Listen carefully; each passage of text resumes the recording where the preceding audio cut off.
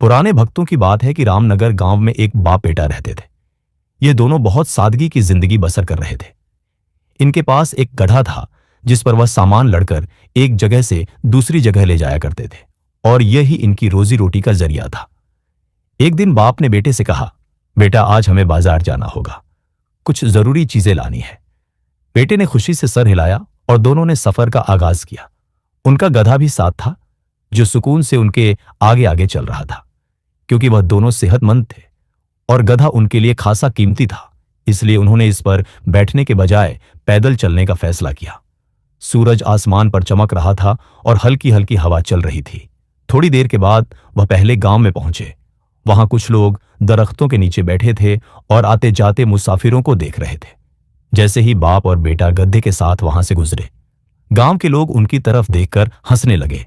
अरे देखो कैसी बेवकूफी है, उनके पास गधा है फिर भी यह दोनों पैदल चल रहे हैं। किसी ने ककाहा लगाते हुए कहा, ये लोग शायद गधे को ज्योर समझकर साथ ले जा रहे हैं। यह सुनकर बाप शर्मिंदा सा हो गया। उसने बेटे की तरफ देखा जो खुद भी हैरान था। लोगों की हंसी उनके कानों में गूंज रही थी। बाप ने सोचा कि लोग ठीक ही कह रहे हैं, आखिर गधा उनके पास इसीलिए तो था कि वह सफर में सहूलत दे सके। बाप ने बेटे से कहा, बेटा शायद हम गलत कर रहे हैं, तुम गधे पर बैठ जाओ, मैं पैदल चलूंगा। बेटा पहले तो जचका, मगर बाप के इसरार पर वो गधे पर सवार हो गया। बाप ने गधे की रस्सी पकड़ी और दोनों ने दोबारा सफर शुरू कर दिया। लेकिन वह नहीं जानते थे कि आगे उनका सामना किस किस्म की बातों से होगा। बाप और बेटा अपनी राह पर चलते जा रहे थे। गधा अब हल्की चाल में आगे बढ़ रहा था और बेटा आराम से उस पर बैठा था। रास्ते के दोनों जानिब सर सब खींच लहरा रहे थे। बाप अपनी धीमी रफ्तार से गधे के साथ साथ चल रहा था, लेकिन उसका दिल अब भी उन गांव वालों की बातों में अटका हुआ था। कुछ दूर चलने के बाद वह एक और गांव में पहुंचे। वहां कुछ औरतें और मर्द कुएं के पास पानी भर रहे थे।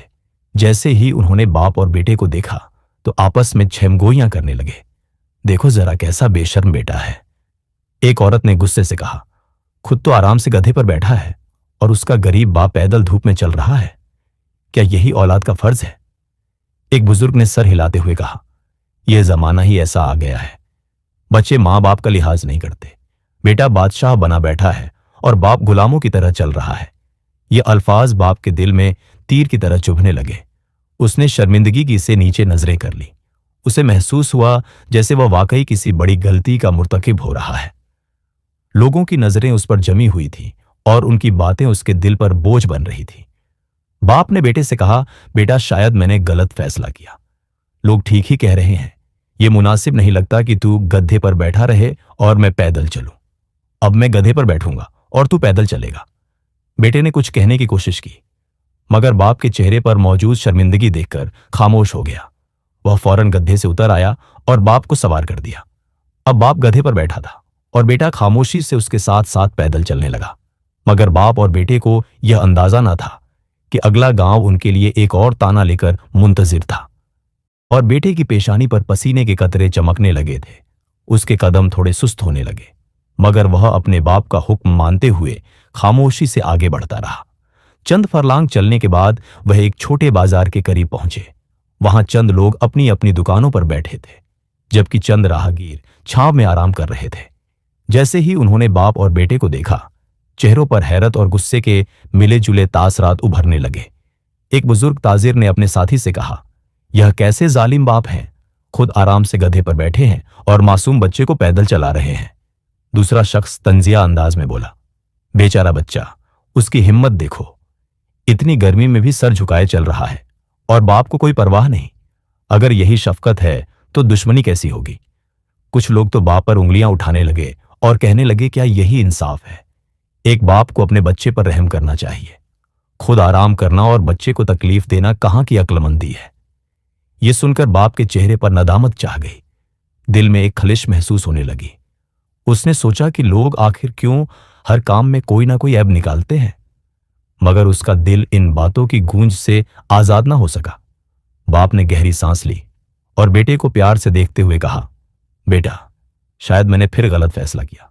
लोग कहते हैं कि मैं जालिम हूं, हालांकि मैं तो सिर्फ लोगों की बातों से बचने की कोशिश कर रहा था। हमें कुछ और करना होगा। बेटे ने बाप की तरफ देखते हुए कहा, अब्बाजान आप जो भी फैसला करें मैं आपके साथ हूं। बाप ने कुछ देर सोचा और फिर फैसला किया कि अब वो दोनों गधे पर बैठ जाएंगे ताकि कोई उन्हें खुद गर्ज या जालिम ना कह सके। लेकिन वह नहीं जानते थे कि अगला गांव उनके लिए एक और हैरत भरी आजमाइश लेकर आने वाला था। बाप और बेटा गधे पर एक साथ सवार हो गए। बाप ने बेटे को आगे बिठा लिया और खुद पीछे बैठ गया। गधा धीरे धीरे कदम बढ़ा रहा था, मगर उसकी सांसें तेज हो रही थी। गर्मी और बोझ की शिद्दत से वो हाँफने लगा। चंद लम्हों बाद वो एक और गांव के करीब पहुंचे। यहां लोग दरख्तों के नीचे बैठे आराम कर रहे थे और बच्चे खेलकूद में मशरूफ थे। जैसे ही उन्होंने बाप और बेटे को एक ही गद्दे पर सवार देखा, सबके चेहरों पर नागवारी और गुस्से की झलक दिखाई देने लगी। एक औरत ने चोटदार लहजे में कहा, देखो इन बेरहम लोगों को, खुद तो गधे पर ऐश कर रहे हैं और इस बेजुबान जानवर का हाल देखो कैसे हानिप रहा है। एक बुजुर्ग शख्स ने अपनी लाठी जमीन पर मारते हुए कहा, इंसान को खुदा ने अक्ल दी है, मगर ये लोग अक्ल का इस्तेमाल कहां करते हैं। इस मासूम जानवर पर इतना जुल्म करना क्या मुनासिब है। दूसरा शख्स अपनी चादर झाड़ते हुए बोला, यही वजह है कि दुनिया में बरकत नहीं रही। जब इंसान कमजोरों पर जुल्म करेगा तो फिर कुदरत का अजाब जरूर आएगा। लोगों के इन सख्त अल्फाज ने बाप के दिल पर गहरा असर डाला। उसे लगा जैसे हर लफ्ज उसके जमीर को झंझोड़ रहा हो। बेटे ने भी इन बातों को महसूस किया और बाप की तरफ सवालिया नजरों से देखा। बाप ने गहरी सांस ली, गधे की कमर पर हाथ फेरा और उसकी थकन को महसूस करते हुए कहा, बेटा शायद हमने फिर गलती की है।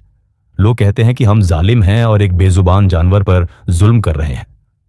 बेटे ने धीरे से कहा, अब्बाजान हमने हर तरीका आजमाया, मगर लोग फिर भी खुश नहीं हुए। अब क्या करें। बाप ने लम्हा भर के लिए सोचा, फिर बोला, मेरे बच्चे शायद अब हमें गधे के साथ पैदल ही चलना होगा। ना हम गधे पर बैठेंगे और ना ही कोई इल्जाम लगेगा। बेटा सर हिलाते हुए गधे से उतर गया। बाप भी उतरकर गधे की लगाम थाम ली। दोनों ने पैदल चलने का फैसला किया, मगर बाप के दिल में यह सवाल गर्दिश कर रहा था कि क्या अब भी लोग मतमाइन होंगे। मगर उन्हें अंदाजा नहीं था कि लोगों के पास हर हाल में कुछ न कुछ कहने को होता है। अब बाप और बेटा गधे के साथ साथ पैदल चल रहे थे। गधा आरामदेह कदमों से आगे बढ़ रहा था और बाप और बेटे की पेशानियां धूप में पसीने से बहक चुकी थी, मगर इस बार वह मतमाइन थे कि शायद अब कोई उन पर ऐतराज नहीं करेगा। मगर जैसे ही वह अगले गांव पहुंचे, लोगों ने उनका मजाक उड़ाना शुरू कर दिया। चंद नौजवान जो साए में बैठे थे उन्हें देखकर हंसने लगे। एक लड़के ने कहा लगाकर कहा, देखो जरा ये लोग कितने बेवकूफ हैं। एक तंदुरुस्त गधा साथ है मगर फिर भी पैदल चल रहे हैं। दूसरा लड़का तंजिया लहजे में बोला, गधा शायद इनसे ज्यादा अक्लमंद है, कम से कम वह अपनी ताकत को आराम से इस्तेमाल तो कर रहा है। एक बूढ़ा शख्स जो करीब ही चारपाई पर बैठा हुआ था अफसोस से सर हिलाते हुए बोला, यह लोग खुदा की दी हुई नेमत की कदर करना ही नहीं जानते। गधा सवारी के लिए होता है ना कि तमाशे के लिए। एक और आदमी ने तीखे अंदाज में कहा, ऐसा लगता है जैसे यह लोग दुनिया के सबसे नासमझ इंसान हैं। ना खुद आराम कर रहे हैं, ना ही गधे का फायदा उठा रहे हैं। बाप और बेटा शर्मिंदा हो गए। बाप ने बेटे की तरफ देखा और आहिस्ता से कहा, बेटा हमने हर मुमकिन तरीका आजमाया। कभी तुम सवार हुए, कभी मैं, कभी हम दोनों, और अब हम पैदल चल रहे हैं, मगर लोग फिर भी खुश नहीं हुए। बेटे ने सोचते हुए कहा, आबाजान शायद दुनिया की जुबान को कभी बंद नहीं किया जा सकता। लोग तो बस बोलने के बहाने ढूंढते हैं। बाप ने इस बात में सिर हिलाया और गहरी सांस लेते हुए कहा, तुम बिल्कुल ठीक कहते हो बेटा। हमें दूसरों की राय पर चलने के बजाय अपनी अक्ल और सूझ का इस्तेमाल करना चाहिए। अगर हम दूसरों की बातों पर चलते रहे तो कभी अपनी मंजिल तक नहीं पहुंच सकेंगे। बेटे के चेहरे पर सुकून आ गया। वो जान चुका था कि असल अक्लमंद वही होता है जो अपने दिल की आवाज सुनता है और सही फैसले करता है, चाहे दुनिया कुछ भी कहे। यूं बाप, बेटा और गधा अपनी राह पर चल पड़े, मगर इस बार उनके दिलों में यकीन था कि वह दूसरों की राय से नहीं बल्कि अपनी समझ से जिंदगी गुजारेंगे।